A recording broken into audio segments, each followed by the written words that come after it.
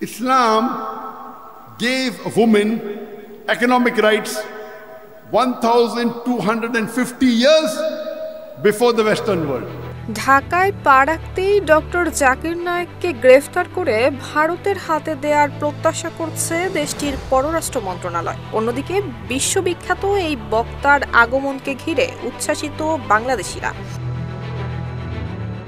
ভারতের হিন্দুত্ববাদী বিজেপি সরকারের রোষানলে পড়ে 2016 সালে দেশ ছেড়ে মালয়েশিয়ায় পাড়ি জমান জাকির নায়েক সেখানে স্থায়ীভাবে বসবাসের অনুমতি পেয়েছেন তিনি। ওই বছর বন্ধ করে দেওয়া হয় তার পিস টিভির সম্প্রচার। মোদী সরকার তার বিরুদ্ধে ঘৃণা ছড়ানো এবং অর্থ পাচারেরও অভিযোগ আনে। 2016 সালে ঢাকায় হোলি আর্টিজানের সন্ত্রাসী হামলার পর জাকির নায়েকের উপর নিষেধাজ্ঞা দেয় স্বৈরাচার শেখ হাসিনা সরকার।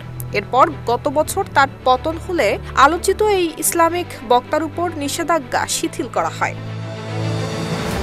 জাকির নায়েকের ঢাকায় আসার খবর পেয়ে গত 30 অক্টোবর এক সংবাদ সম্মেলনে ভারতের পররাষ্ট্র মন্ত্রণালয়ের মুখপাত্র রণধীর জয়সওয়াল বলেন, জাকির নায়েক একজন পলাতক আসামি, তিনি ভারতে ওয়ান্টেড। তাই আমরা আশা করি তিনি যেখানেই যান না কেন সংশ্লিষ্ট দেশ তার বিরুদ্ধে যথাযথ ব্যবস্থা নেবে এবং আমাদের নিরাপত্তা উদ্বেগের বিষয়গুলো বিবেচনায় রাখবে।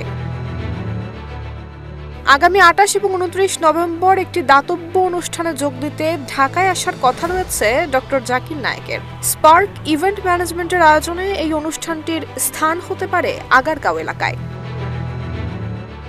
নুসরাত জাহান মেহেক, ঢাকা পোস্ট।